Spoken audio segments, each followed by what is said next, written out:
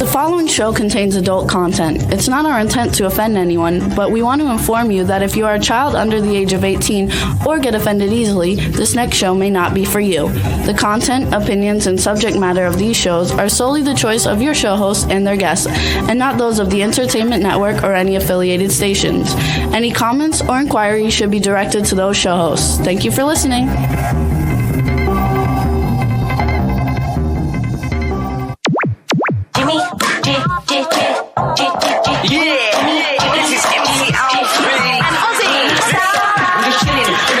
Sitting down and designing, where every man in my thinking, what are we gonna be wearing?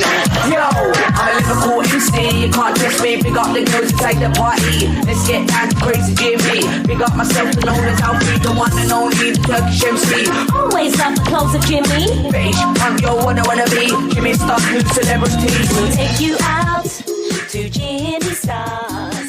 Hey ho, what's up everybody? Welcome to the Jimmy Star Show with Ron Russell, bringing you the good times in music, fashion, pop culture, and entertainment.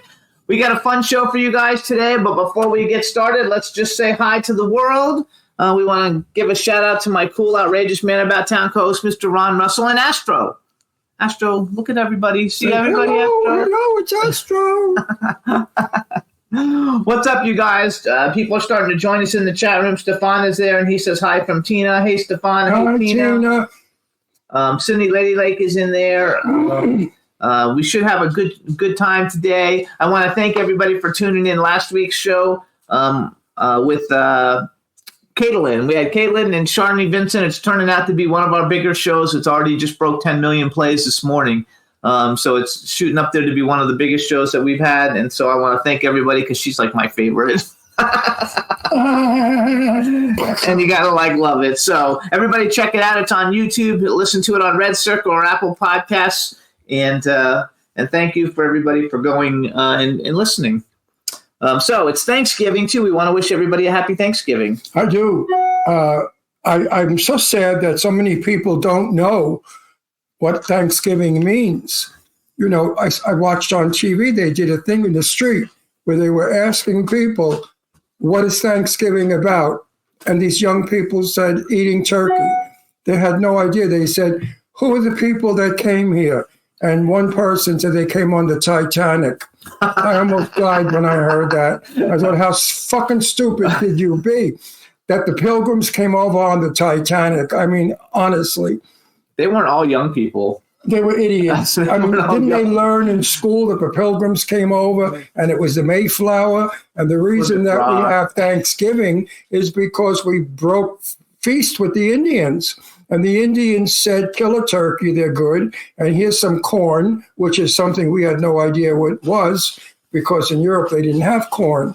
And so we started eating corn and turkey. And corn is my favorite. I'm speaking. I know, corn is my favorite. I know, I'm speaking Italian. Corn is my favorite. We have an Italian guest coming on. I'm so excited. I could show off and speak a little bit in my half-ass Italian. But anyway, he's irritating me today. Today I'm going to smack him around. I have been so sick. So Ron has been sick. Yesterday, my dizziness and nauseous thing came back. He's got a garbage pail in his face. I basically slept in a garbage pail with my head in a garbage pail. I mean, this is what I have to love and kiss and hold. A garbage pail. And then when I finally was able to get up, I had green all over my beard. It was terrible. And I said to him, let it dry. It's interesting. Yeah. So I'm happy just the fact that I can lift my head off a pillow today. Last week I had snots running out of my nose, and yesterday he had snot all over his beard. So we're a very attractive couple. People can't wait to meet us in the street and say hi and give us a little hug and kiss. They say we hope we both feel better, which we do. We're doing better. We both feel better now. You know, it's been. I went to the hospital because, you know, of my age, being 22 years old is very dangerous.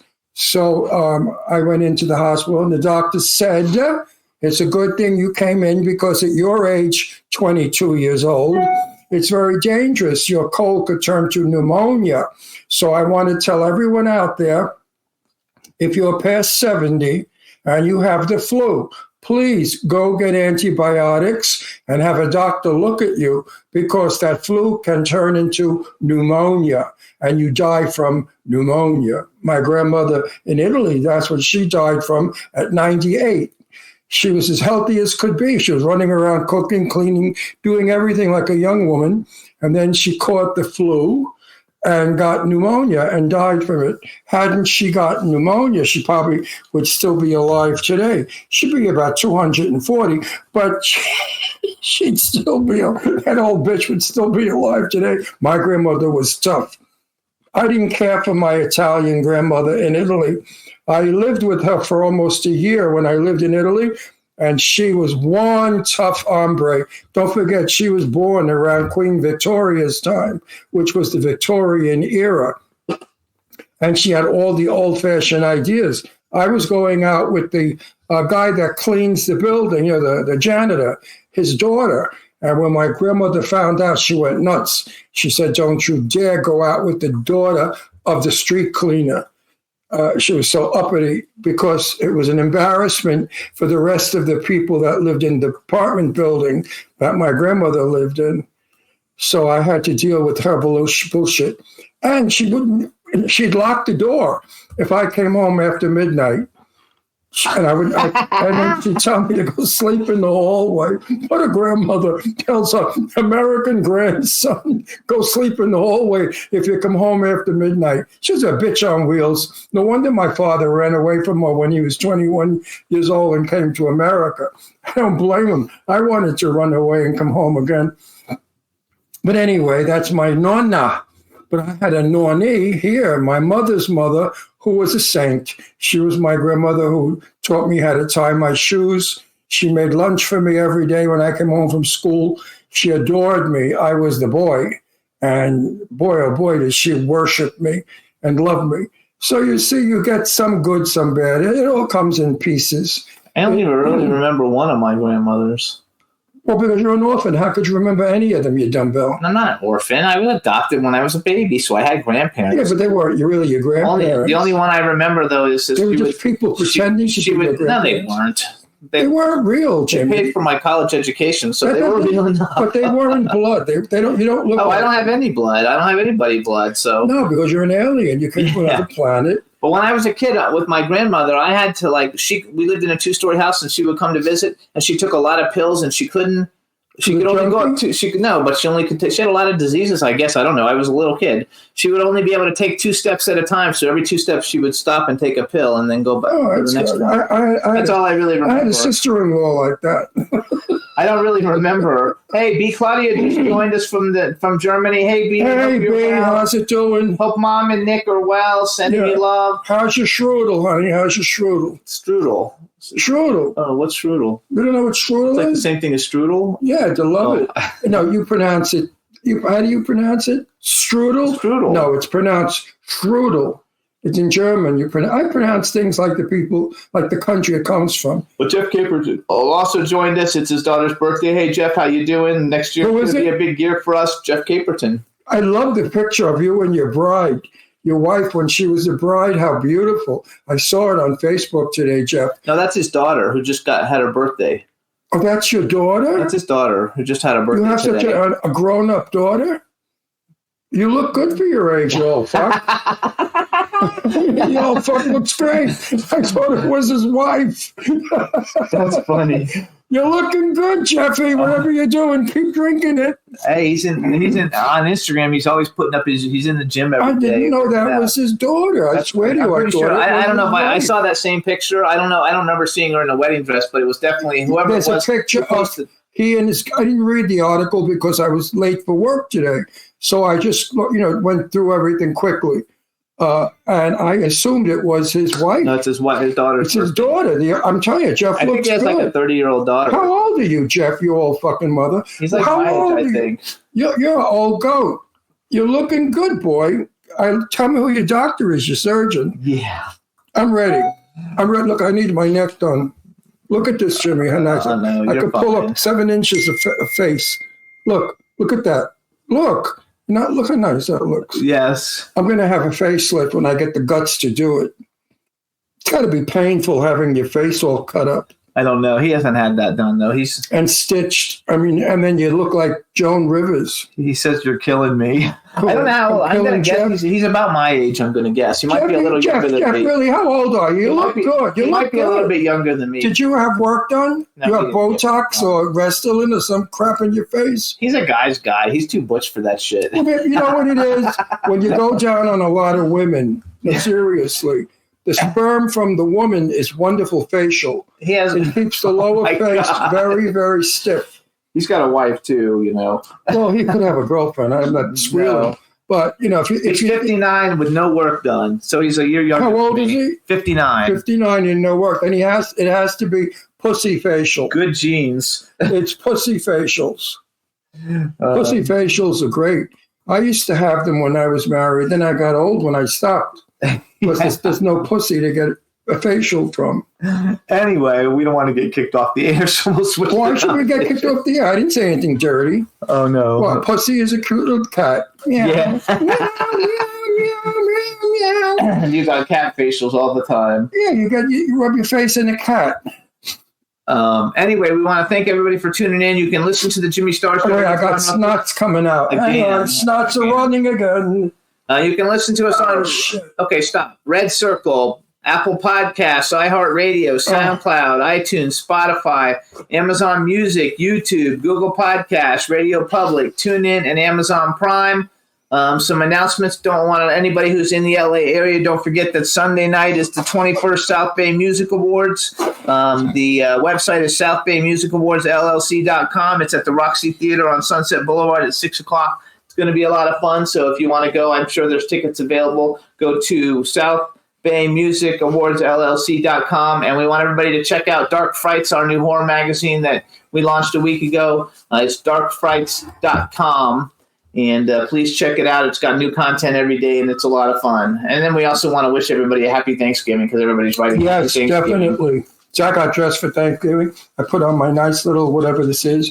I guess it's a jacket. What would you call it? A shirt, a jacket? It's kind of like it could be either. It's really a shirt, I think, but you're wearing it as a jacket, and it looks like it could be a jacket. Yeah, it's nice. I like it.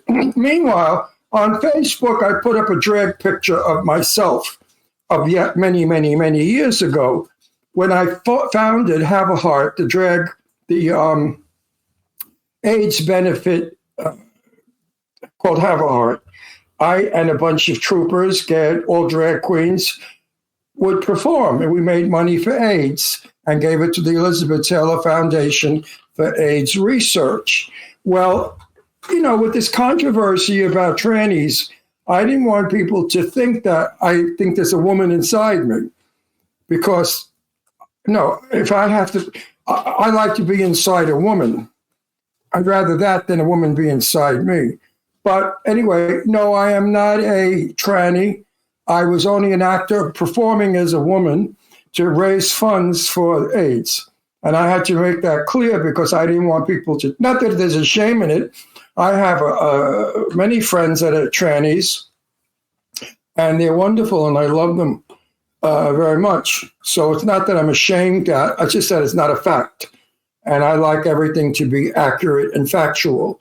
I am a man, and I love being a man. And like I said, I wouldn't want my wang taken off. Then they give me a little clit. What am I going to do with a clit? So I like having a nice wang. I would miss my dick a lot. I'm sure all you guys out there feel as I do. If you look down there and you saw voidness, emptiness, it would be terrible. It's like you're looking down and it's not swinging. If you're lucky that it swings, some guys it doesn't swing, it just perks up like a little button. But most men that are endowed, it swings. In the meantime, what? So it's a shirt and a jacket, and they made up a name for it called Shacket. A shacket. Yeah. Sounds dirty. That's okay. You like shacket. You like dirty. Like so. shacket, baby, shacket. Shacket fast, shacket hard. Yeah, right. Shacket deep. I like that. My shacket. Okay, it's a shacket. Anyway, it's nice. It's gold. It's sort of a muted bronze, and it's all crushed. Some shit fabric. I don't know what it is. Cardboard, something. I don't know. Anyway, I like to get dressed for the holidays. I always dress. I've dressed all my life since I was a little kid. I can remember being poor and coordinating my clothes so I looked like I always had more clothes than I had. I was good at that by combinations, switching things around. And I was always a clothes horse. I spend my money on clothing and furniture. I love furniture. He still loves furniture. I still keep changing our house. I just redid it. I redo our house like every year. You know why I love furniture? My great, excuse me, my throat's gone. My great-great-great-grandfather made furniture for the King of Italy. And one of his chairs are in the Philadelphia Museum, of which I want to go and photograph one day. So I come from a furniture building family, and I think the gene is in me. I believe in that crap. My great-great-grandfather's love of furniture, that gene I've inherited. My daughter Leslie and Deirdre, both my children, they love furniture also. Oh God, Jimmy could give a shit less about it. I mean, you can have an 18th century or 17th century piece of furniture in the living room, and he puts a Coca-Cola wet on it, makes a ring. He don't care. We have a lot of furniture. We change it a lot. We have all kinds of furniture in the garage. And it's all beautiful, though. Everything that Ron and his daughters like, it's all incredibly gorgeous. We are. Well, my daughter, Leslie, she's an antique connoisseur. That's her career. She deals in antiques. So we hunt antiques, and I love old furniture. But the furniture of nowadays, I would not own because it's all pressed cardboard. It's not wood. I love wood, the feel of wood, the smell of wood, the look of wood. Yeah, all of our furniture is wood. Everything we have is wood. I collect Maitland Smith, which is a very good designer. For openers, and this is no bullshit, I'm not bragging or showing off, I'm talking fact.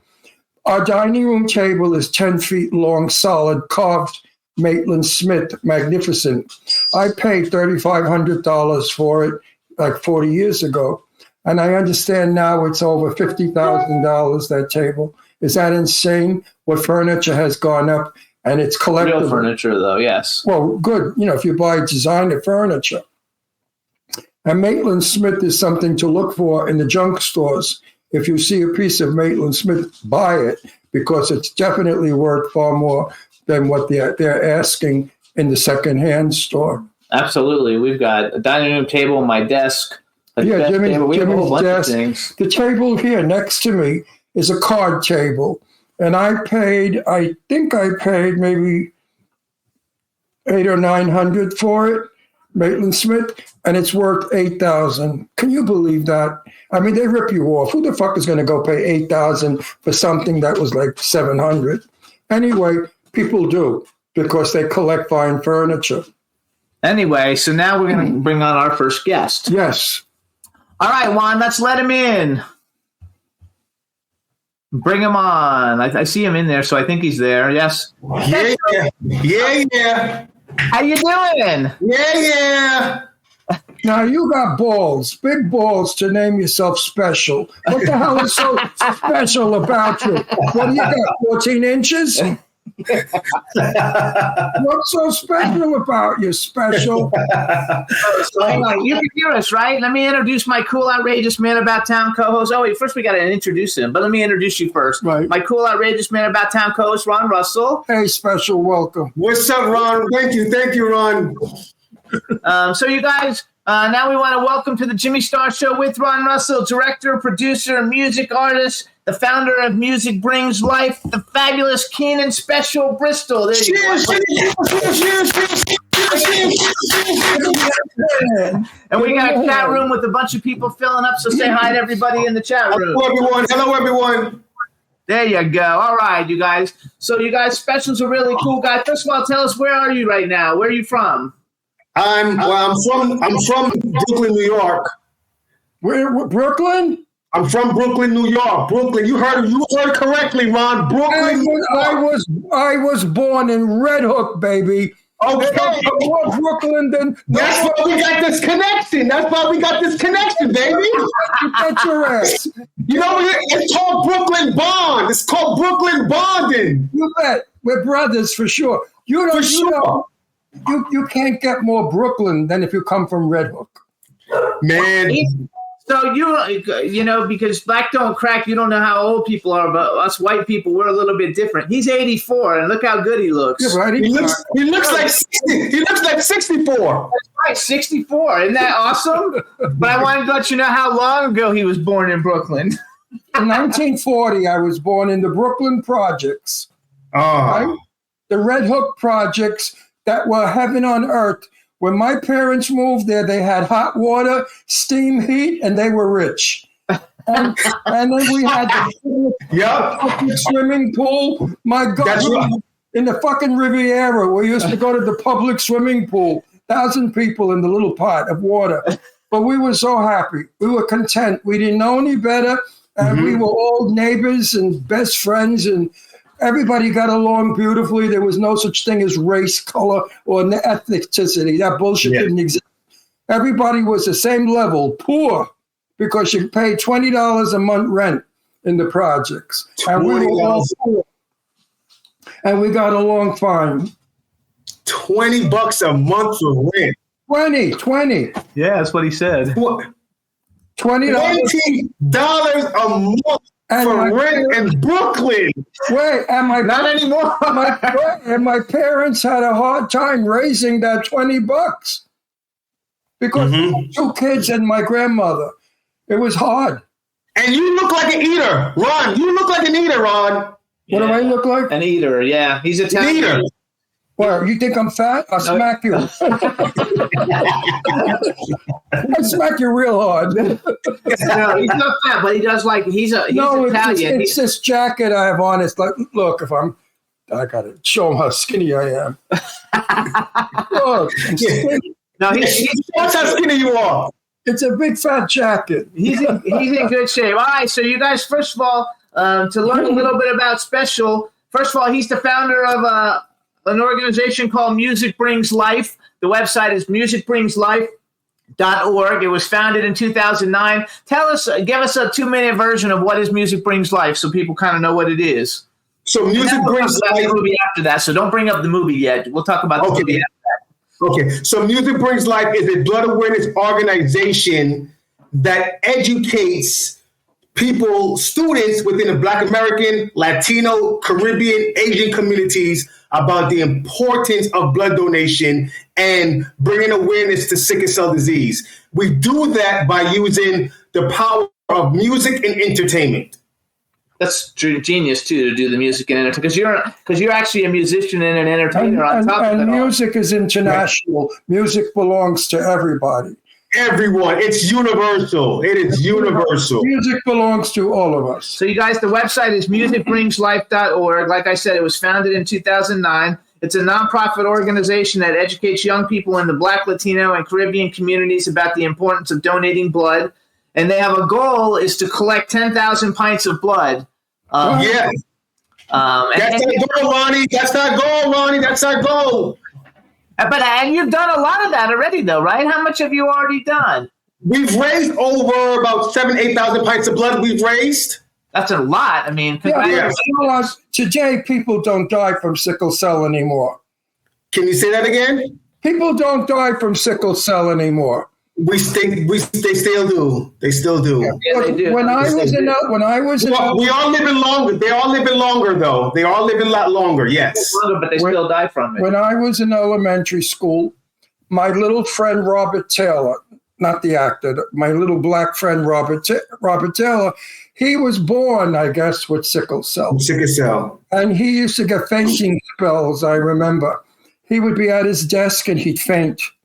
And we didn't understand. Who the hell back in 1941 and knew what that was? Yeah, I mean, there's still millions now, Ron, that don't know what it is in America.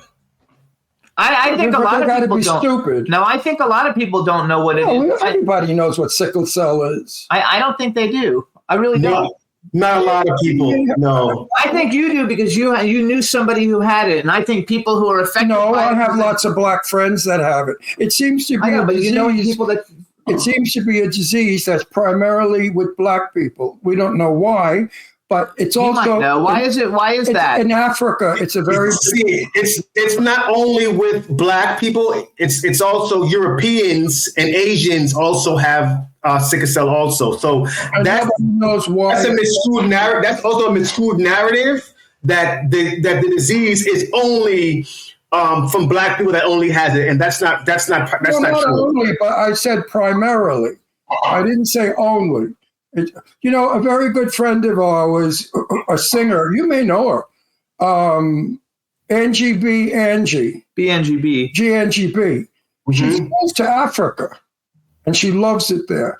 But in private, we talked about it, and she said that this seems to be a primary disease in Africa, and she's working hard with other people to help the people that are ill with this disease. So, Ron, interesting that you brought her up. Check this statistic. In Nigeria, there's over 6 million people that have sickle cell. Yeah. And over 100,000 babies annually are born with sickle cell in Nigeria. I don't understand why they haven't found why. It's easy to find out why because you have a blood. All that blood, they should test it and find out what the hell is in it that causes sickle cell. Because it's a blood disease. It's a blood disease. It's a blood disorder. That's right. Blood disease should be easy to find out. Is it politics? Is this a good way of keeping the Black race down? I wonder about things, I don't trust government because what the government did with AIDS, when they wouldn't mention AIDS, and people, my buddies were dying right and left. America never said it. Ronald Reagan, that fuck never said AIDS. Elizabeth Taylor had to shame him into saying AIDS. So I wonder about governments if they don't somehow keep people in minority this way. Like let the gays have AIDS, let the Blacks have sickle cell, let the Jews have whatever. The Jews have a disease also that they die from. So I wonder what it's all about. Actually, Jeff. Wait, hang on one second, Jim. We have been giving money to cancer research for over 100 years, and they still haven't found a cure for cancer? Bullshit. Cancer is a big money-making organization, and I bet you. You nailed it, Ron. You nailed it, Ron. Cancer, there's so much resources that gets poured into cancer, and we have to get resources poured in to sickle cell also. I agree. You nailed it, Ron. Actually, Jeff Caperton, who's an actor, director, producer friend of ours, said he used to be a paramedic, and he had a lot of patients who were in sickle cell crisis. And it was extremely painful. So I guess it's also a very painful disease. By the way, my friend Robert Taylor, also we went from elementary to high school. Well, in high school, he passed away. He passed away in high school. He did pass away. He got very skinny and very weak. And So tell us why, because since I know more about you, since I've been working with you, you're very impressive because there aren't very many people whose life mission is basically to give back because you're actually, everything that you do and everything you're involved with gives back to the community, which is very amazing, actually. Wait, let me finish. I have to interrupt you. But I want to know why. So. He's a Black man. He's fighting for his people. But how many? I'm a gay man. I fought for AIDS. I fought for my people. You fight for the people you love and who you are. Otherwise, you're a fucking piece of shit. Okay, but how many times have you heard sickle cell anemia on the news in the last 20 years? I can tell you, never, not one time. Well, nobody cares about Black people. Who gives a shit about Black people? Do you think the government really gives a fuck about Black people? They don't give a shit about anybody. Do you think all this bullshit nowadays, we're putting 100 Black people on television in a commercial? That's all fudge, baby. That's fudge. Because you go out in the streets, you still hear people saying, "Oh, that fucking nigga." Don't say that. I said nigga, not No, don't say people that. People still say it, and he knows the difference. ER and GA. No, we know that. BMTV taught us that. I said GA. I said nigga. Yeah. They're still saying fucking fags, queers, homos, butt package. We live in a society of demented people. So that brings back my whole point, though, is this is a disease that unless you know somebody affected by it, people don't know about it and people don't talk about it. That's why we're bringing him on here in the first place, to give a more open platform for people to know a little bit about it and know more about it. I get so sad and so frustrated when I meet men like him, because he's working hard and he doesn't have a force behind him. He is the force. He is the force, but that's not enough. We need people to be aware of this disease and how it's killing innocent people. It's as bad as AIDS, if not worse, because AIDS we have under control. Sickle cell, do you have it under control yet? I wouldn't say under control. We're working. The FDA just approved. I don't want to say the word cure, so I'm not going to say that word. But it's medication it's stem therapy that can help, but it's not a cure. Right, and it's not really under control. And it's the price for it. We're talking over $2 million. The price for it, So to answer your question directly, no, we don't have it under control. That's a shame, actually, because you know about it for so many years. You should have it under control. What happened to your scientists? Or aren't there enough scientists? Or do they give a shit? But I bet you if Trump or Biden got it, they'd find a cure real fast. Mm-hmm. Well, I think that, so Stefan Bell wrote in the chat room, he sent me a text that if you have money, it can be cured because the treatment costs $2.2 million per patient. No way. Go away. Go a fucking away. Are you shit? Per patient, yep. Patient, $2.2 million. Oh, you got it. That is beyond disgusting. That is infuriating. And that's not even curing it. That's not curing it. That is. That's like doing the most you can do for it. You know what? So anyway, I want to go back because I don't want to get off topic. So number one, I think it's great that you've taken on this cause. Number two, you're working with a lot of students, and you made an amazing movie. It's called Students Are Heroes, a Sickle Cell Warrior Story by Music Brings Life. I guess you're the director of it, and it was produced by Prince Ford and you. And tell us a little bit about the film. So the film, the protagonist, her name is Jordana. She's the protagonist, and she has aspirations on running in the NYC Marathon someday. So currently she's a student in high school, and during track practice, she actually collapsed. So she got rushed to the hospital, and then she learned that she's having another sickle cell crisis, and she has antibody buildups from constantly getting blood transfusions from different ethnicities. She now needs compatible blood to live. What is she? Compatible blood. Needs compatible blood to live. Wait, define compatible blood.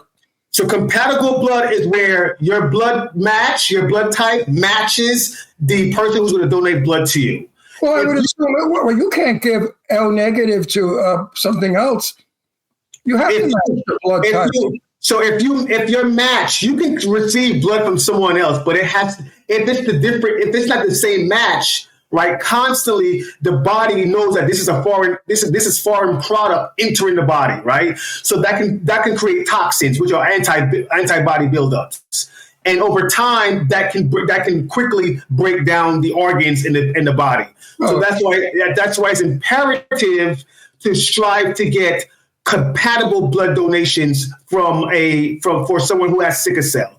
But we need more Blacks and Latinos to donate more frequently. Yes. So that's what the film is about.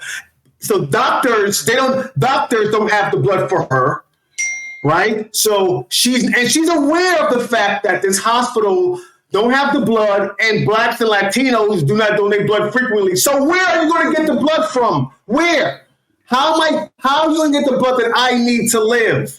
So she loses all hope. Could they make a synthetic? That wouldn't work. That acts as blood? That wouldn't work. So it has to be that type.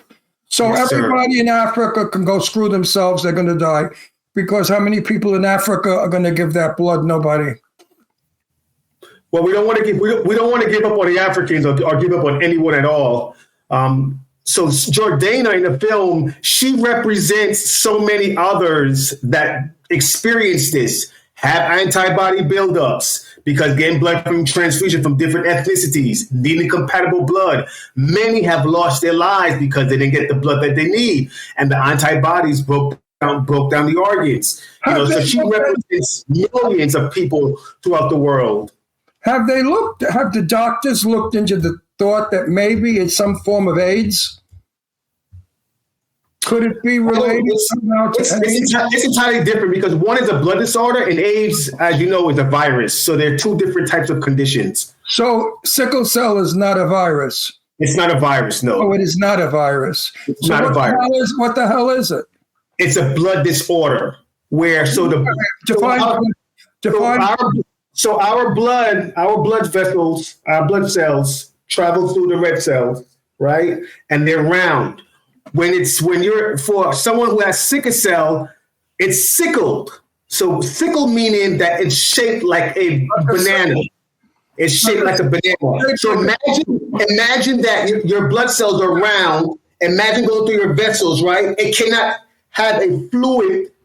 It looks like yeah. So it creates blockages, right?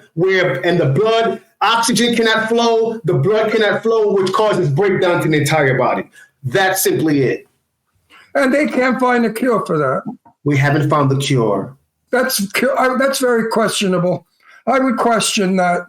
It sounds to me like they know what it is. They see what it is. I don't know. I have no faith in the government. I have lost that a long time ago. Mm-hmm. So I want to let everybody know who's listening. Everybody listening, everything is fine. If you're watching, you're going to have to move it over to Facebook because YouTube has flagged us for talking about this conversation and shut us down on YouTube, and we're only on Facebook, but we're on all the radio platforms, which is where people listen. Why did they do that? Because this is obviously this is a controversial topic.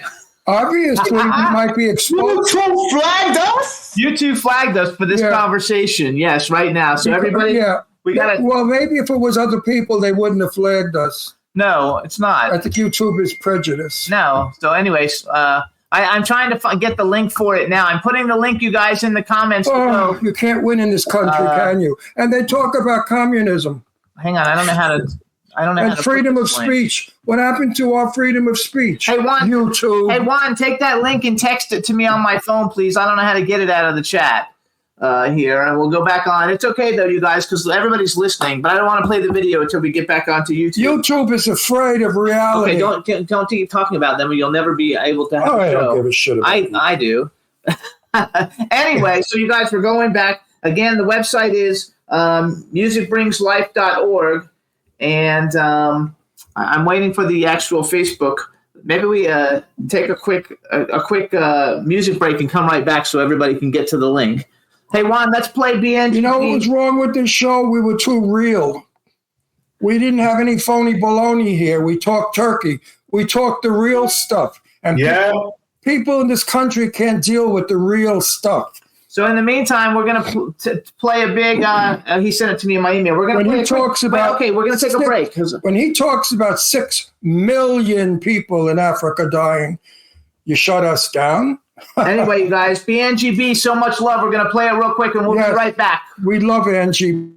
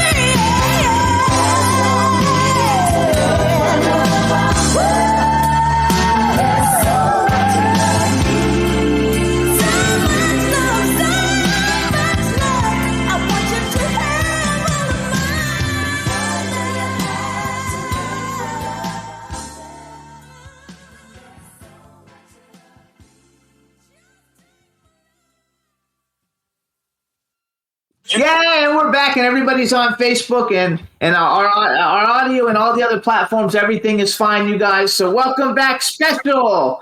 We're talking about Music Brings Life and their brand new movie, Students of a Sickle Cell Warrior Story. The reason why we got flagged was we're not allowed to talk about the C word. You're not allowed to talk about cancer or against the government. Tell me that's not a common. Okay, we can't talk about that though. That's the whole reason that we can't talk about it now. Okay. Anyway, we want to so I want to go back to the movie. So first of all, we have a trailer for the movie. I want you to introduce it because now everybody's watching again, so everybody can see it. So let's play the trailer for the movie. You introduce it. We'll come back, talk about it a little bit, and then we're going to also play the song you sent me. After that, Claiming Greatness, the clip that you sent me for everybody. And we'll talk about that a little bit. So go ahead. The movie. This is the trailer for the movie Students Are Heroes, a Sickle Cell Warriors story.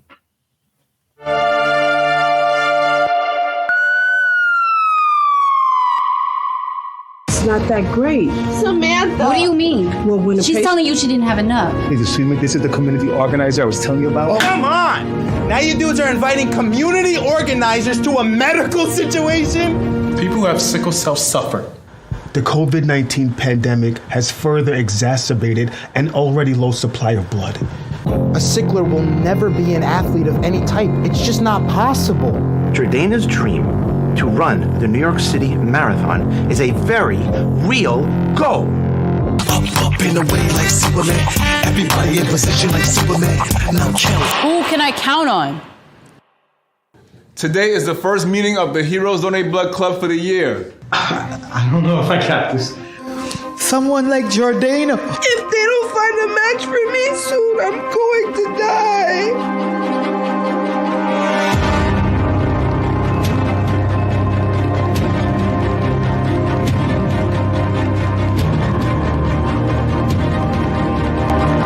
Bro, I don't understand why black people, Latino people, Caribbean people, and Asian people do not donate blood frequently. It pisses me off.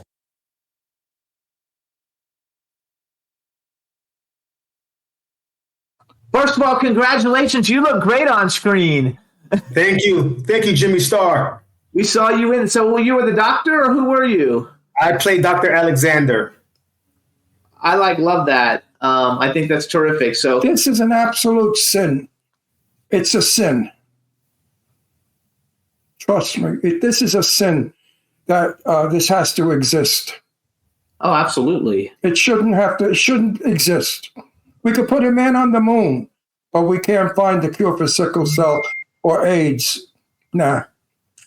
I think it's terrible. I think that, so first of all, I can't even talk about it anymore. Forgive me if I bug out because I'm going to fucking go nuts in a minute and they'll throw me off the air. I'll lose my job and it's not, So the movie is streaming at musicsbringslife.org and you're a nonprofit. The money that people spend to stream the film, how much does it cost to stream the film?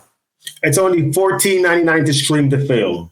$14.99 to stream the film, and then you're using that money to go out and get more blood donations to help cure sickle cell. Yes, we have a program. It's a high school college program called the Heroes Donate Blood Program.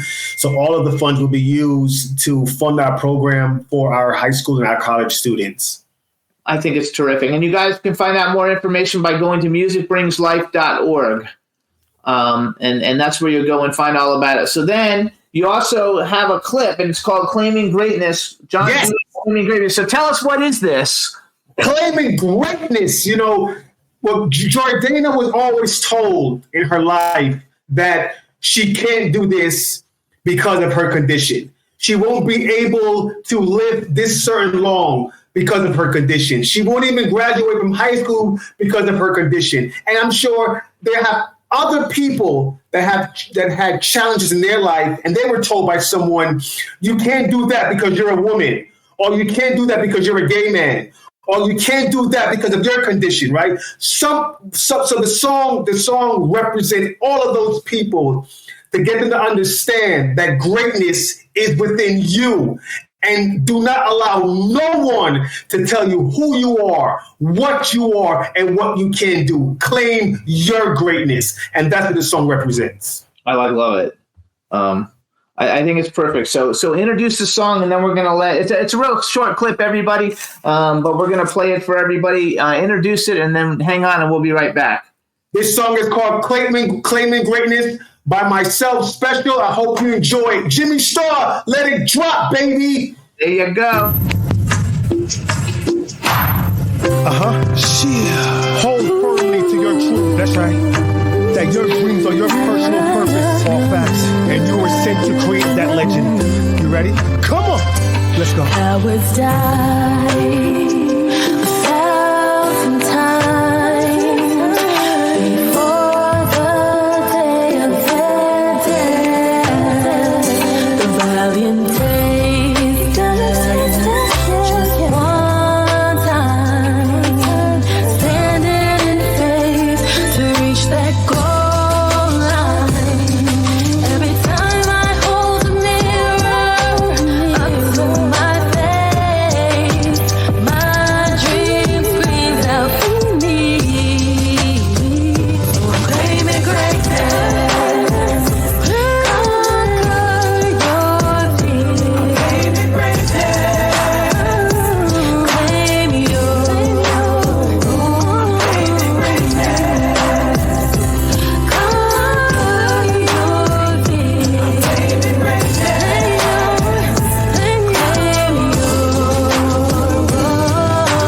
First name, last name, forever anchored in the holiest, the meaning of what faith is. Yay! What has Pfizer got to do with sickle cell? This Pfizer is one of our sponsors, so they have been supporting Music Brings Life. They don't have anything for you. Say it again. They don't have any chemicals or anything for you. Oh no chemicals, no bad chemicals for us. No. Because they have it for COVID. Yeah, no bad chemicals. Right. No. So tell me, what is the? I'm sure. How has this all affected you? I'm sure there's a reason why you are so attached to the project. That's a great question. Thank you for asking. So in 2009, my mom had major knee replacement, and they didn't have the blood that she needed because they were short of blood and they explained to us that it's a possibility that you may lose your mom because we don't have the blood that she needs. And we said, why? Well, because of your ethnicity do not donate blood on a frequent basis. So we don't have her blood type. So what we had to do is reach out to different people and strive to get people to come out to donate blood for my mom. Because after me almost losing my mom, but what came out of that, I got inspired, and I learned that many have lost their loved one because of lack of blood donation. Why Blacks and Latinos do not donate blood frequently? Why is that? So that is what inspired me to start the organization. And as an entertainer, I said, I'm going to use music to inspire the youth and then teach them about the importance of blood donations for our community. And that's how I formed Music Brings Life. Now, how I have a question. What hospital was your mother in? Maimonides. What? Maimonides in Brooklyn? Yeah. No, you should have brought her to New York Hospital. They would have had her blood type. I don't believe a hospital doesn't have a patient's blood type. No, that's the whole point, though, is that But that's nonsense. Please, this whole show is going to make me go crazy. So now, how did your mom's knee replacement go then? Did it work out okay? Everything went well. People came out to donate blood, and my mom is still here with me today. That was actually her in that clip that she showed that stood up. Pink shirt, right? In the pink shirt? Yes, my mom. That was her. I told him when I saw it, I said, I bet that's his mom, and she had that was her. Yeah. I'm very happy to hear that it's got a happy ending. And I think what you're doing is really inspirational, and it is such a big problem that people are not paying enough attention to. And I think that. But you know what? Like you said, it's not a Black problem. It's a Latino problem, and I'm sure plenty of Caucasian people have it, right? Absolutely. There are many people that have Europeans that have that Europeans and Asian within certain regions, countries have sickle cell disease also. Right. Yes. It's like when AIDS came out, they said it's a gay disease. Yeah. It was not a gay disease, and it was not a black disease. It was an everybody disease. I seen a commercial about this new medication for AIDS, and I just looked at it, and they have how they marketed it for. They have gay people, a couple in the commercial. So the message that they're sending out is this is a gay disease, and it's only for these type of people. And it's like, that's not the truth. That's not real. Right. And that's upsetting. I remember doing a lecture like 30 years ago, maybe 40 years ago, about AIDS. And somebody in the audience said, well, I'll never get AIDS. And I said, why is that? And he said, because I'm straight. And I thought to myself, don't even argue with this asshole. And it's just that, you know what? I wouldn't even necessarily say he's an asshole. It's just that he's been misinformed. He's been psyche washed. That's what it is. So he doesn't know any better. That's what it is. Listen, Special, I fought AIDS for 30 years. I got in drag as Jane Russell, the movie star. I formed Have a Heart, which is the biggest AIDS benefit in the country. A bunch of drag queens and I went all over doing shows to raise money for Elizabeth Taylor Foundation for AIDS Research. And we helped bring the vaccine that we have today that prolongs it. It sets the AIDS virus back. Mm-hmm. So what you're doing, what I did. I'm like you. Mm-hmm. I'm a rebel. Mm-hmm. I'm a fighter. I'm a big mouth. I'm from Brooklyn. Mm-hmm. Brooklyn people all big mouths. Mm-hmm. And guess what? What you're doing will be heard. And guess what? What you're doing will help. Because if you don't do anything and you sit back and say, what the hell? Nothing gets done. Nothing gets done. Make a noise, Special. Make noise. All the noise you can. Mm-hmm. And somebody's going to listen. And I'm telling people out there, don't care. Black people are human beings, as are gay people. We are not strange or people that should not be on the planet, as some people think. We are here. We have families. We have hearts. We have children. We have mothers and fathers. Talk to them. And they hurt when we're ill. So please give blood. It'll help some family. It'll help some mother to take care of her children. It's a necessity. You must do this. It's not a social thing that rich people do. Oh, let's go to a tea party and give blood. Fuck that shit. It's about people. Give blood. This is necessary. Be a good human being, because if you do good, you get good. I can't give blood because I'm a type 2 diabetic. So I can't give blood. But if I could, I sure would.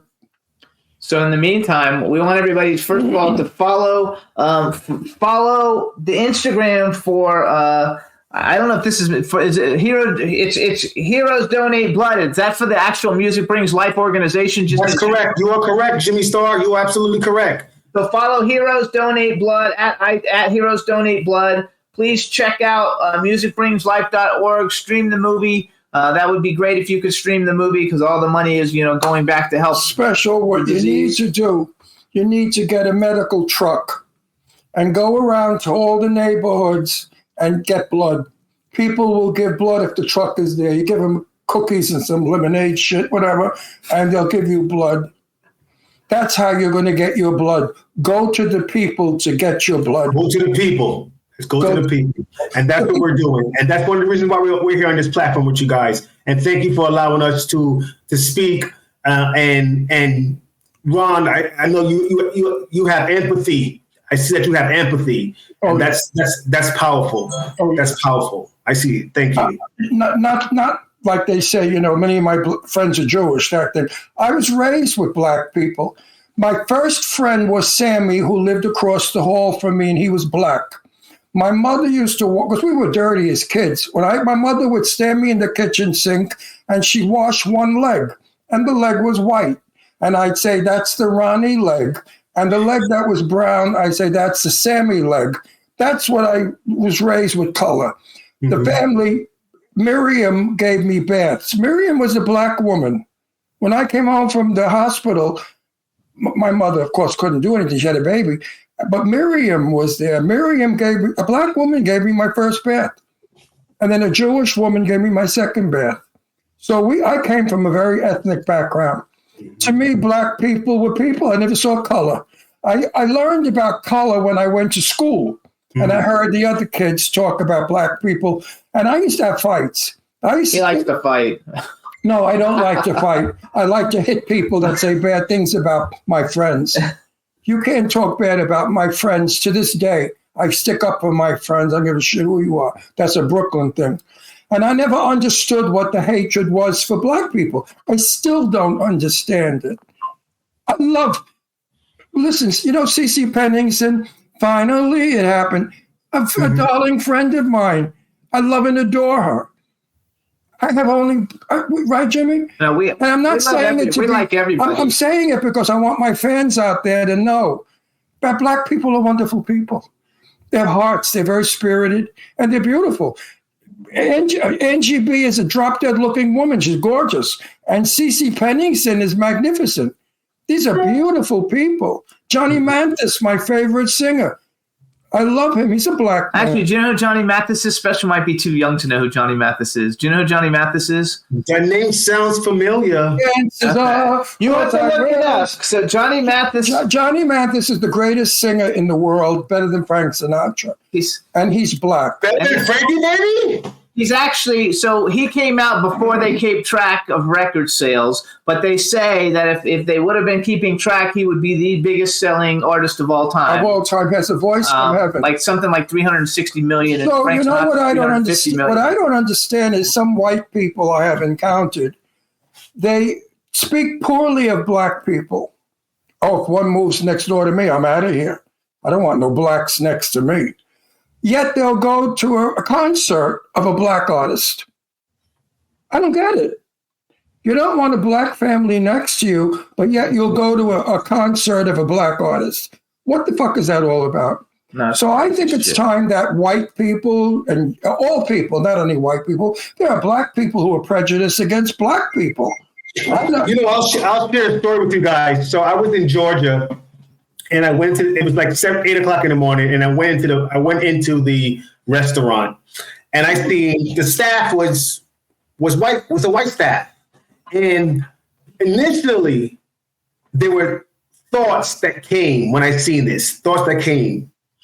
And right after those thoughts came, the other mind came with other thoughts. And those other thoughts went like this: no. Those people are going to be respectful. Those people are going to be kind. And this food is going to be delicious. The lady came over, the waitress. She was very respectful. She was kind. And the food was delicious.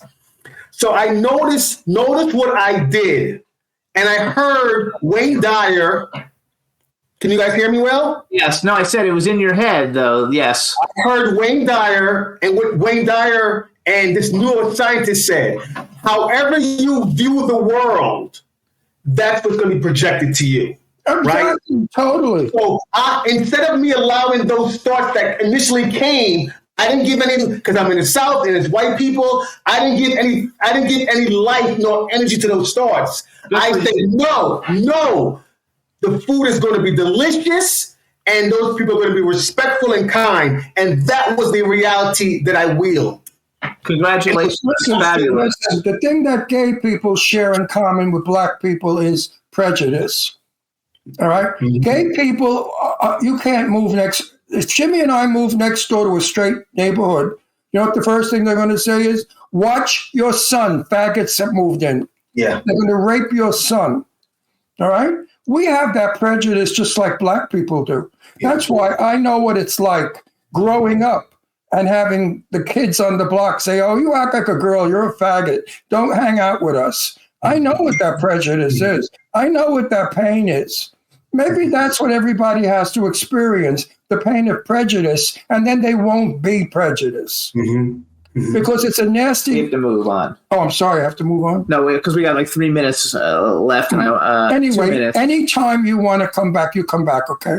And, Thank you, guys. Everybody go stream the movie, Students Are Heroes, the Sickle Cell Warrior story. Go stream it at musicbringslife.org. Thank you, Jimmy Star. Ron. 1 sec. So I want you to look up Johnny Mathis, B. Claudia in Germany. One of our friends from Germany looked it up. He's the third highest selling singer of all time with 360 million sales. And he's phenomenal, and you will love his voice. I've had the pleasure of meeting him, and he is the most gentle, kind man you'll ever meet. He's so soft. He's very religious. He learned to sing in church. He is probably one of the nicest people I've ever met. And I'm happy that I've met him 3 times because I love him. His music is fabulous. So again, everybody, follow Heroes Donate Blood on Instagram. Check out musicbringslife.org. Stream the movie, and we wish you all the luck in your... Again, come back if you need us. Thank you, guys. Thank you very much. Hey, and I want to know what's so special. You gotta tell me off camera what's so special. Also, because I know you're a music artist. I got 1 minute. I know you're also a music artist. Is there a place that people can go and actually listen to your music? Because we didn't really talk about your music because we were promoting the film, but you are a musical artist. Yes, we have. So we have music. I have a nice song that maybe Ron would like also called "Red Bikini."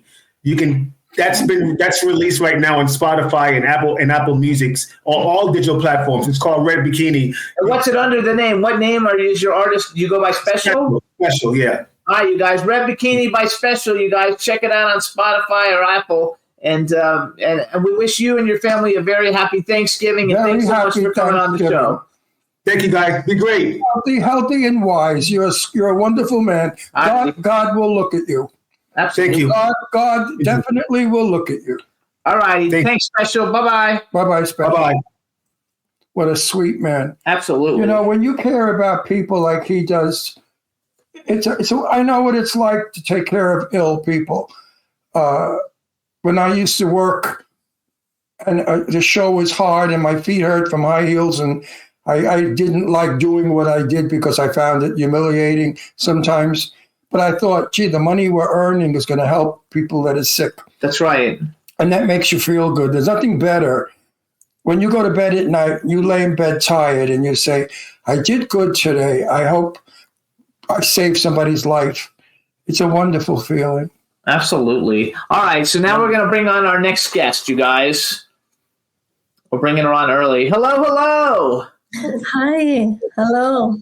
Oh, good. Hello. We can hear you. All right, let me introduce you first, and then we'll get going. Hey, everybody. Now we want to welcome to the Jimmy Star Show with Ron Russell, crossover operatic pop star, world-renowned crossover artist, Billboard charting singer, Giorgia Fumanti. Hello, and welcome to the show. Thank you so much. This is my cool, outrageous man about town co-host, Ron Russell, and this is our dog, Astro. Come sei bella. Grazie. Proprio una bella donna. Eccola. He's from Io parlo italiano poco. Io parlo come un vacco spagnolo. No, it's nice. Scusi, no, io ho dimenticato tante parole. Io devo stare in Italia per 2 o 3 settimane, dopo io parlo più bene, ma adesso voglia. Did you understand anything he said? Everything. Oh, I love it. Okay. Lei viene di Torino? La Toscana, Florence. Oh, Toscany. Sì, mia nonna è venuta di Piemonte e mio nonno è venuto di Genova. Sono nato in Italia. Nice. So now tell us what you just said in Italy. Where are you from? Because I heard Toscana. So I was born in Tuscany, the north. Beautiful Tuscany. Have you ever seen that movie Under the Tuscan Sun with Diane Ladd? What's her name? Diane Ladd. I love that. No, it's not Diane Ladd. It's somebody else. Diane Ladd. Diane Kruger or something. No, Diane Ladd. Anyway, I love that movie. It's a great movie. I've never been there, but Ron talks about it often, so he loves it. Now, lei canta tosca? Quando ti canta tosca? No, I sing like a crossover, like kind of like Andrea Bocelli in the feminine side. So I have a classical voice. My aunt è stato a Milano, and my aunt Ferminia Antanasia era una opera singer. Oh. È cantata tosca. Oh, wow. È una difficile opera. It's Diane Lane. Diane Lane. Not Diane Ladd. There we go. I knew it. I knew we got something going on. It's a very difficult opera tosca. Yes. But she era poi grassa. She was fat. Okay. And at the end of the opera, you know, she throws herself off the castle. Okay. Well, my aunt threw herself off the castle, and we heard "bada boom," and everybody in the audience started to laugh. Oh. I felt so bad. Well, my aunt was so mad because the mattress, she said, wasn't big enough. It was a little mattress. So that's the story. But yes, I came from an opera-loving family. My father used to put opera on and teach me. See, this is the high. This is the emotion of opera. Yes, so I am a fan. Of course, my favorite opera is Turandot, you know, because of his wonderful passage that he sings "Nessuno dormo." Yes. So that became so popular now. Everybody likes it. Now, So hang on a tell me about second. Wait a yourself. second. So one thing I want, because I don't think that I think when we call you a crossover artist, I think a lot of people don't actually know what that means. Explain to everybody what a crossover artist is. Yes, I have a classical voice, like a soprano, but I sing everything that touches my heart. So I'm very rebel, like wild, and I just record new songs or movie theme, but I have the classical range of a soprano. A little bit like she sings like songs that are on the radio today in an opera voice. Yes. Oh, you don't sing actual opera? No. You don't sing Madame Butterfly? No, I had the honor to sing with Jose Carreras, one of the three tenor. I sang with many orchestra everywhere in the world, but never really. But you could sing Madame Butterfly. Yes, I could, but I'm too bossy, and I want to decide depending on the mood and the day, my emotion, and just follow a script. Sometimes it's a little bit too tight. So you're a fan of Pavarotti? Yes, Pavarotti actually was one of the first to cross over, and he did a lot of opera, but he collaborated with many pop artists. So let me brag for you a little bit. Okay, you guys. So first of all, she's performed in all kinds of places. I only wrote some of them down, but she's performed with the Royal Philharmonic Orchestra in London, the Beijing Symphony Orchestra in Hong Kong, the Philharmonic Orchestra in Seoul, the Philharmonic Orchestra, the RAA Symphony in Rome, the Montreal Symphony Orchestra, Shanghai Philharmonic Orchestra, and a whole bunch more. She's also performed with Michael Bolton, who's one of my absolute favorite singers. Michael Bolton? Luciano Pavarotti, Lang Lang, Zucchero, and Jose Carreras, which Zucchero many years ago when I was in England had a hit song with a pop star. It was like a duet. That's how I knew who he was, or I wouldn't probably know who he is. Miserere. Yeah, the song was Miserere, and he discovered actually Andrea Bocelli, Zucchero. And it's funny because I come from the same region, and it's a friend of my friend, and this is how I started this profession through Zucchero. So he helped me. Oh, that's awesome. Did you have, and Lang Lang, have you heard of Lang Lang? Yes. You're very beautiful. Thank you. You're so kind. I'm Italian, and I believe all the Italians are beautiful. So I think we're beautiful people. Don't you agree we're a beautiful people? I moved away from Italy 20 years ago to follow my dreams, and I miss so much Italy. I'm located in Montreal in Canada, but from here I travel a lot. And in the next 20 years... You don't live in Italy? No, I don't, because my career brings me everywhere, and now I have 4 kids, so I'm a full-time mom and I'm a full-time singer, and so my life now is mostly in Canada, but as soon as I can I go back to Italy because aren't you performing in Japan or someplace in December? I want to live in Italy. I'm performing in Shanghai in China in December. China, and just I knew it was someplace. Okay, you guys, so she has a new album that she's recently released. It's called the Cinema Collection Deluxe Edition. It's her 13th album. Wow. It's songs from movies, basically, and songs from Top Gun, Wizard of Oz, Pinocchio, Out of Africa, Kismet, Gladiator, City of Angels, Breakfast at Tiffany's, Artificial Intelligence, Baghdad Cafe, Once Upon a Time in the West, and Schindler's List. So how did you pick the songs that you decided you were going to sing? Because this is a great album.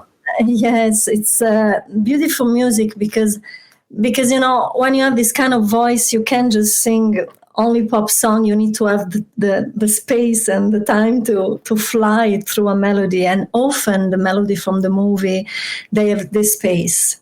And you can really go down like a pop singer and then have like high notes like a soprano. So movie themes are definitely my favorite.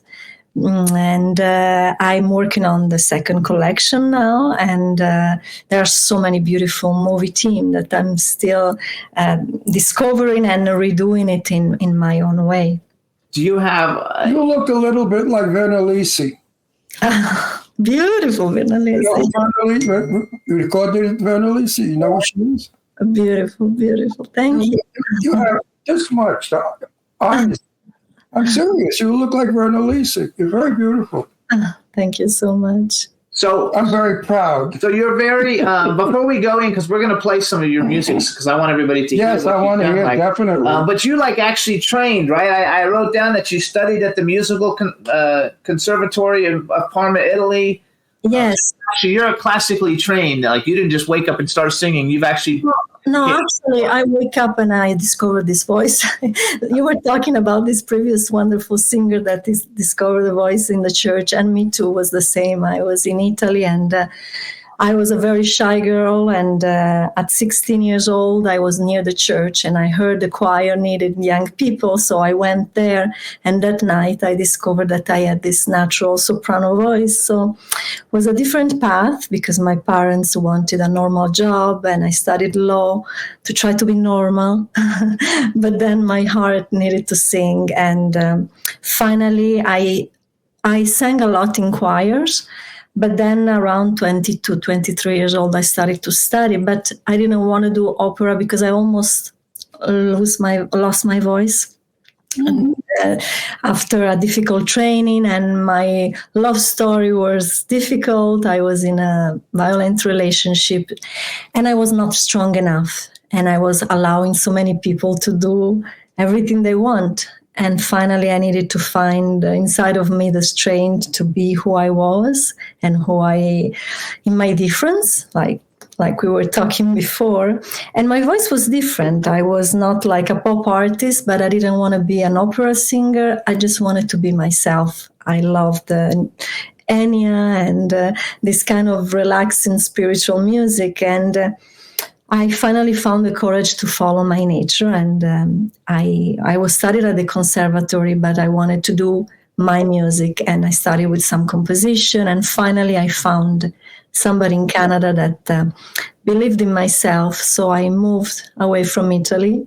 I arrived in Canada, and I started this adventure 21 years ago. I love it. You look 21. Yeah, you don't look old enough to have 4 children. You look like you're 21 years old. You're so sweet. No, I'm almost 50. Oh, true. You know, you marry an Italian or you married a Canadian? I married an Italian Canadian. An Italian Canadian. Good for you. Keep it. Of course. And then I had my first 2 biological children. Then I adopted in China my 3rd girl, and my 4th boy is a foster family boy, but he's with us from when he was 2 days old, and we are starting the process of adoption. So good for you. Beautiful.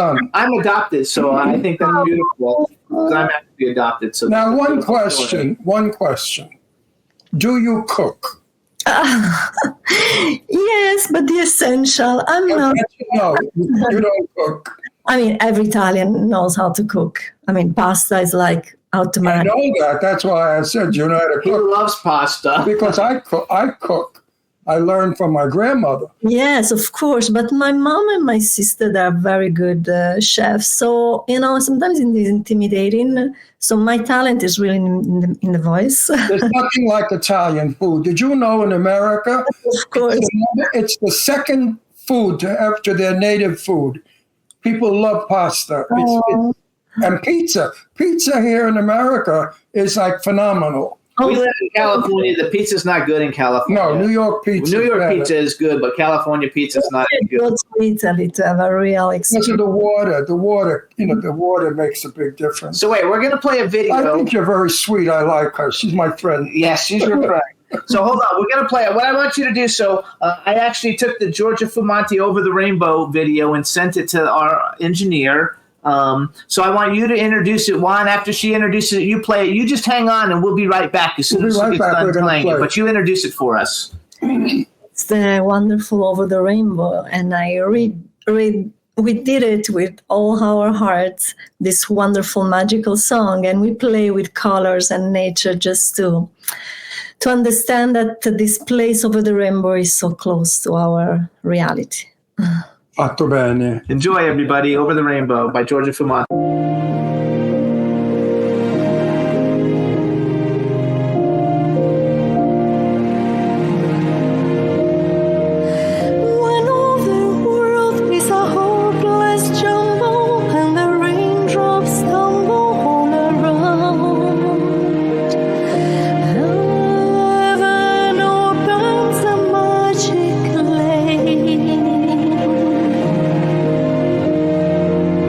When all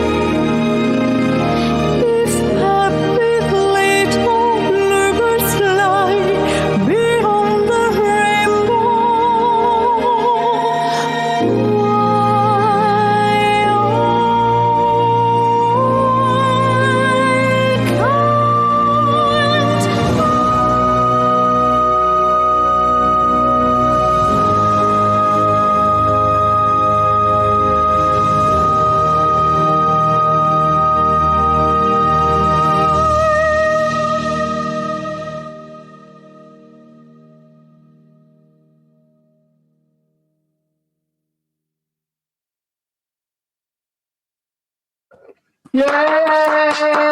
Brava, brava, brava. You have a better voice than Celine Dion. Oh, thank you. Your alto is higher, and it's like a whistle. It's clean. You have a clean voice. You know what that means? Clean. Thank you. Clean. Yeah, for my age. I'd love to hear you sing opera. I would love it. I would go. If you were singing opera in California, I would go. Oh. Imagine what you would do with, let's say, La Boheme. I can hear you doing La Boheme. Puccini, it's definitely amazing. Beautiful Puccini. Beautiful, beautiful voice. Thank you so much. Everybody's agreeing with us in the chat room. Yeah, they all love it. You can sing. They say it calms my soul. It's beautiful. Wonderful. Don't smoke. You don't smoke. No. Because it ruins your voice. Beautiful, beautiful. You sang that like an angel. Thank you. Angela. So what did you think of when Michael Bolton did his opera album where he sang opera? What did you? So I love Michael Bolton. I know a lot of people. People either like him or don't like him, but I like him very, very much. I love him. He has a beautiful voice, and when I met him and I had the chance to sing with him, we were in London at the Royal Albert Hall, and he was so kind. I was in the beginning of my career. He was so kind, and he told me beautiful things about my voice. He was really you can see in his eyes, he was really a beautiful human being, a part of a wonderful artist. I love him. I always buy it. I'm really hung up on this opera thing. Why is it with the voice like that? Why the hell wouldn't you want to sing soprano? Because, as I told you, I'm a little bit wild in a way that I need to decide many things. And when you are in an opera, you really need to follow the maestro and what. It's harder to become famous in opera than it is in singing ballads. Like Over the Rainbow is easy because everybody enjoys it. But opera, it's only a certain people. I know my aunt, she really was an opera singer for I don't know how many years. She sang with Mario Del Monaco. Wow. So that's how good my aunt was. Yes. But she also sang, she used to sing, I remember, I wish I could remember the song I used to ask her to sing. Nel blu, dipinto di blu, felice di stare. Volare. Sing Volare for me. I used to love that because I was in Italy at that time, 1957. I lived in Italy for a year. So wait, what kind of music did you listen to then when you were like 16 and 17? Like what kind of music were you listening to? Actually, I was a very different teenager, but I was in love with Elton John and Stevie Wonder and Elton John. Barbara Streisand, these melodies, they were so beautiful, and Stevie Wonder, such a sensitive artist. I was really attracted by sensitive artists in general. And I had a grandmother, the only grandmother I met, the one that she was taking care of me, that she loved to sing, and her way to make me sleep and make me forgive about nightmares was taking me in her arms and singing for me. So it was a special bond and a special moment of love that now when I discover my voice and now after so many years, I really always pray to recreate that feeling of comfort and lullaby for people everywhere in the world. Do you do that for your children? Do you sing your kids to sleep at night? Yes, but not too much. They heard me in many concerts. But when I am in the house, I'm the mom, really. Okay. But Italians love to sing. You can go to a restaurant in Genoa, anywhere, Rome, and there's somebody in the kitchen singing. Italians sing in the street. Venice, they sing in the gondolas. Yes.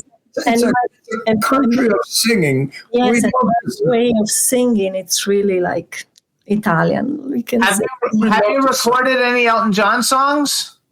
Elton John, yeah, we did it, The Circle of Life, of course. Oh, great. In the next album, and it's so beautiful. Oh, good. Okay, that's exciting. I love being 100% Italiano. Mm-hmm. I like, people say to me, but you're American. I say, no, I'm an Italian born in America. but la sangua e la schiena è italiano. Sì. So if I was in Italy, I'd be Italian, not American. So people get confused with that. So I'm Italo-Americano. It's beautiful. It is beautiful. Italians are beautiful people. I love every one of them, even the caffone. Did you have any kind of a fear? Because you said, when you first came on that you were shy. So the first time you sang a solo, was there a big fear, or did you just do it and it was easy? Yes, I mean, my personality is really not the one of a singer, but when I go on stage, something happens and I transform myself because I become so happy. Actually, singing I become like a little girl, and my heart really just in the beginning, I'm afraid, but then I just want to share with the people what I feel. So, of course, in the last few moments before going on stage, I have doubts and say, why I'm here? I don't want to be here. I want to go home. I've done that every time. But then as soon as the music starts and the first notes are going, and then I also have a lot of trust in my voice. I'm very lucky because she never left me, and it's very natural for me to sing. And so I was very lucky she never left me. But it's my mind, the problem. The mind that is telling me, no, go home. They will not let me. With a voice like yours, you never have to be shy or afraid to go on the stage because you know what you're doing. You know once you're there, that voice is going to make everybody happy. I know. If you're not a good singer, if you stink, then you're worried about performance because you know you're going to bomb. I know, but it's more about the person. I trust the singer, but it's more like this little voice that tells me why people need to be interested in Giorgia. So it's more the person, the little girl inside of me that's still. I think you're very charming. You're a very charming woman, and very beautiful, and very gracious, and very lovely. So I think that shows on the stage. It's a journey. It's a journey that I am. Through this voice, definitely. It's a whole package. I'm an actor, so when I work, it's everything that makes the movie good. My movements, my voice, my acting, it's everything. And it's the same thing with you. When you come on the stage, we see a beautiful woman who's elegante, who's very, very sophisticated. And then when she could sing like you do, it's only brava. Thank you so much. Do you have a favorite song, like a go-to song that's like your favorite song to sing out of all the songs you've done? Definitely the first one, and I'm still singing it after so many years, is Ennio Morricone, like Once Upon a Time in the West, this kind of songs from the great composer, Italian composer Ennio Morricone, that he did these wonderful themes like for so many iconic movie, and his way of writing music was really perfect for this kind of voice because it was going low, but then he was flying high. Yes. So, definitely that is one of my favorite, and his Italian roots, and I worked with him in the past, and he was such an inspiration, such a maestro that really taught me a lot. That's fantastic. So you were lucky you had a family that was behind you, supporting you. No? Yes, or did they say to you, ma vattene scema, they're just waiting for you. Exactly. Sono aspettano per lei, vattene scema, vattene sposare, fa bambini. They were too afraid about me believing in this dream. Did they believe that they didn't believe in you? No, because they were too afraid, and they knew how difficult was this profession. They heard your voice, and they didn't believe you were great. In the beginning, no, it was too hard. It was. That's why I studied law, and I tried to become a normal lawyer, but finally. Well, I mean, if I was your brother, I would have said, "My God, sister, go! You got some voice. Are you serious? You have a voice better than Barbara Streisand." Ooh, wow! Più alto. I need your number when I am feeling down. I need to call you. Well, anytime. Your husband has it. What? A number to call. I need a number to call when I'm feeling down because you're like saying such beautiful things to her. No.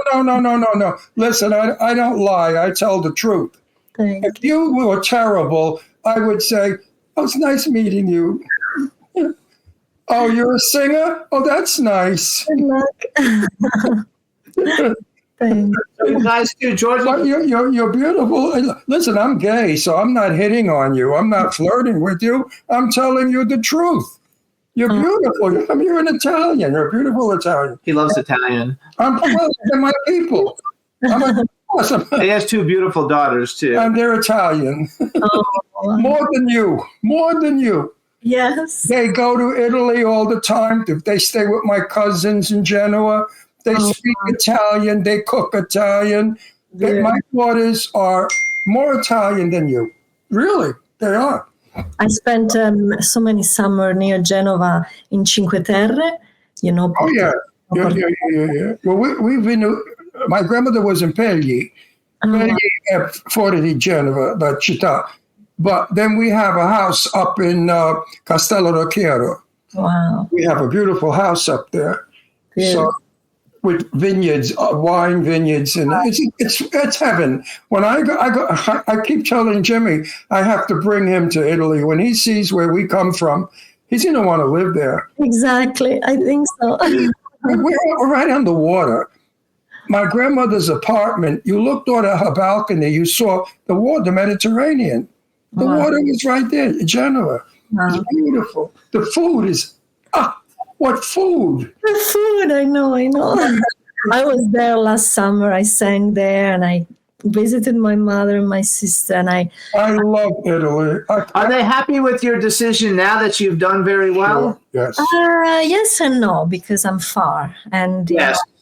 They don't like the idea you left. Italians stick together, stay together. The families stay together. Oh, yeah. When I left, I was 27, and it was a big shock, especially for my father. Now it's a heartbreak. It's a heartbreak. So you guys follow Giorgia on Instagram. She's at Giorgia Fumanti. Her website is GiorgiaFumanti.com, GiorgiaFumanti.com. I want to play one more song for everybody. So hang on. Yes. So this one is going to be close to your heart. I picked it out because it's viral on YouTube. So many views on it. So you introduce it for us, and then Juan, you play it, and then we'll be right back. Yes, this one is an original song, and I wrote the lyrics, and it's just the music. It's like a beautiful, almost jazz feeling, and I received this beautiful melody, and we did this version. It's a very different song, once again, but I love the lyrics, especially. Just be close to your heart.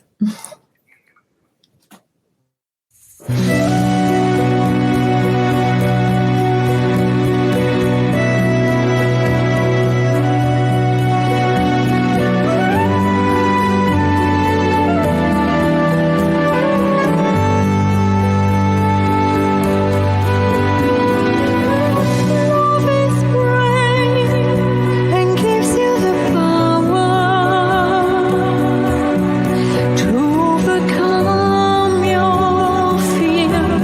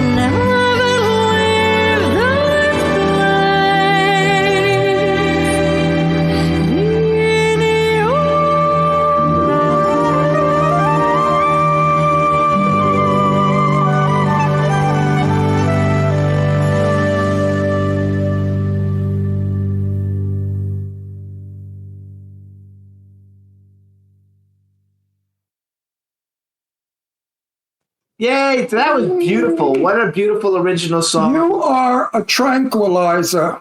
Oh, Funny, that's what they wrote in the chat room too. Oh yeah, because the man that was on the show before you today was here about a disease, and I got upset with the politics of nobody's curing diseases. So I was very upset, and I said to Jimmy, "I hope I'm not going to be angry when you come on." Well, after hearing you sing, I am so tranquilo. oh. I'm absolutely like I had 3 bottles of wine. I like that. I'm so crazy about your voice. People are going to think, oh, he's saying that because he's Italian and she's Italian. No, I'm not. You have a voice. My dear, your voice is like an angel. When you sing, it just makes you sweet. Like my grandmother did with me, you see? Yes, exactly. So answer me a question honestly. È freddo in Canada? Troppo freddo? No? Yeah, now it's snowing. And in Italian in Canada is not good. I know. It's too cold. I know. You got to move to Florida. I know. Yes, you're right. Now I need to wait a little bit that my kids grow up a little bit. And then, yes. Do they travel with you? Yes. Now we will go to Shanghai and we live, the 6 of us, me, my husband, and the 4 kids. That's awesome. That's Italian. 3 musicians plus the sound engineer. Yes, I'm not able to leave them. I can't. That's good that you don't leave them. I think that's beautiful. When Italian children are young, they learn 3 things from their grandmother. La familia, la familia, la familia. That's it. I made to teach my mom when I was little. She was working so much and I couldn't see her enough. And so when I had my kids, I said, music will never remove me. Will add to my heart, will never remove. That's why also I chose this kind of style and career, because I am the boss of myself. My husband is my manager, so I can decide a lot. And I wanted to be present for my kids. And I have 4, and I can't be without them. They're too young. My daughter just moved to Pennsylvania, and guess what? I'm selling our house, and we're going to move to Florida because it's close to Pennsylvania. Yes, closer, so I can go up and down and visit her. Exactly. I can't live without my children. I can't. Exactly, me too. So I bring them everywhere. They were in Italy, in China, they were to USA, they were in Mexico, they were in Argentina with me. I'm really lucky because they will love that too. How old are they? 15, the first one, 10, 7, and 4. No, my father worked for Delta Airlines. So when we weren't rich, but we got to fly for free. So we traveled all over the world as a kid, and it really opens up your eyes for your children, to have so much more worldly experience as they're growing up. It'll be something they'll never forget. Never forget it. When I was young, they sent me to Italy. When I was in Italy, I went to Switzerland, Germany, France, all over Europe. So I had an education of what other people, customs, food was. And I did the same for my daughters. They go to Europe all the time. Because you have to be international. You just can't be American. How boring is it to be American? What? Coca-Cola and hamburger? There's more to life than Coca-Cola and hamburger. They're lucky because they speak already Italian and English, and they go to a French school. So my first daughter, she speaks 4 languages, and the second one 3. So now, do any of them have the singing gene? My second daughter, yes. I did actually a Christmas song with her that is available on YouTube and on Spotify. Le Premier Noël is in French. She has a pretty voice. My first one, she's a dancer. And the little 2, they just like to listen for now. And we'll see whether it's the talent. I just want that they will find their own special talent, no matter Right. what it is. Whatever it is, yes. Well, they have a mother who will encourage them, and that's important. Yeah, to find their own way. Every one of us has a special. When I was young, my mother was a silent movie actress, okay, back in the 1920s.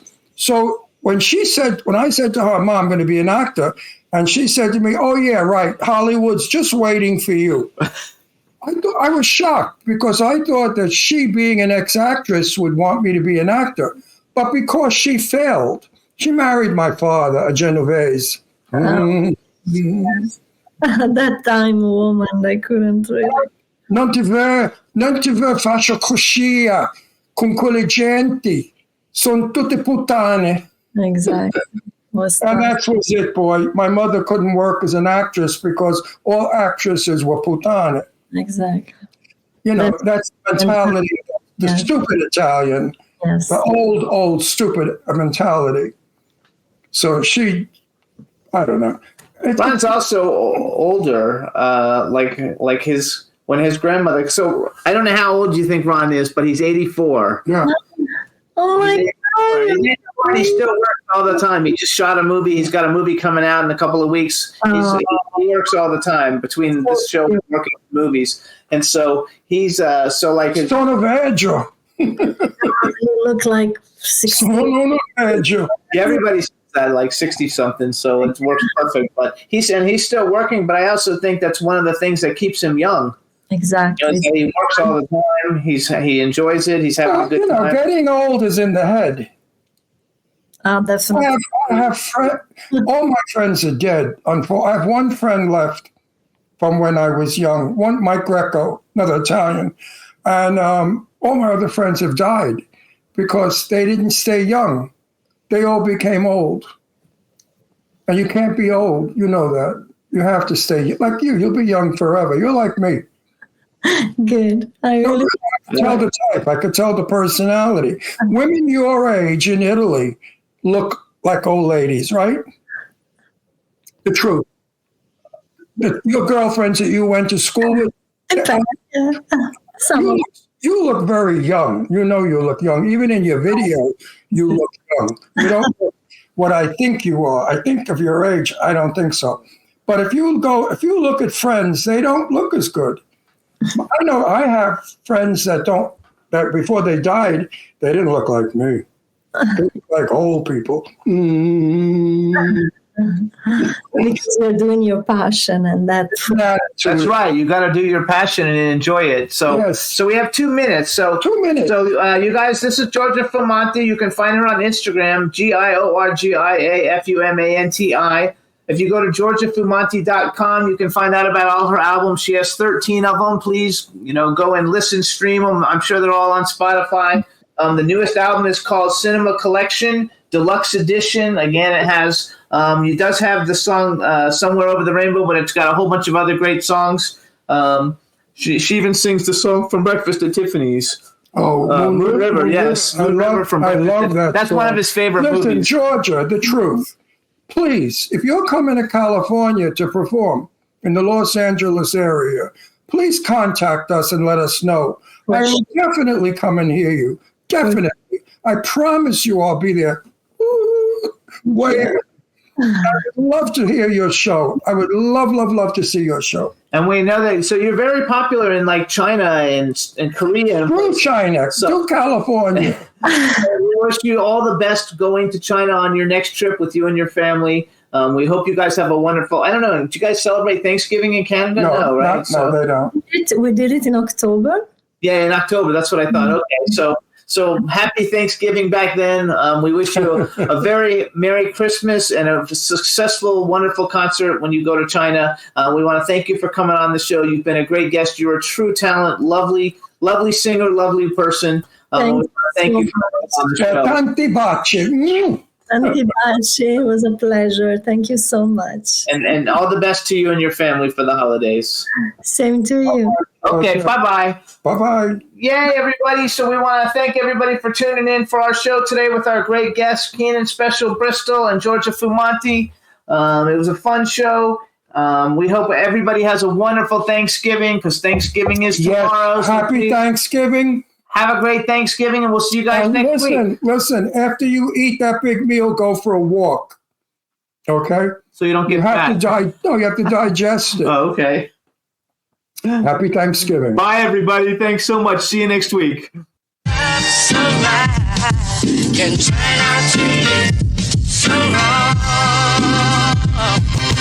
Yeah, we in the mix. Yeah, we in the mix. It's another episode. Here we go. The Jimmy Star Show with Ron Russell. Interviewing the hottest, newest, and truest of today's celebrities. Make sure to subscribe so you can get notified weekly. Jimmy Star, he's the king of cool. Ron Russell, he's a gorgeous dude. Chat room is live and you would be a fool not to vibe with us at the Jimmy Star Show with Ron Russell. Come watch it live on W4CY Radio. Miss some past episodes? Download on iTunes. The Jimmy Star Show with Ron Russell. It's the Jimmy Star Show with Ron Russell.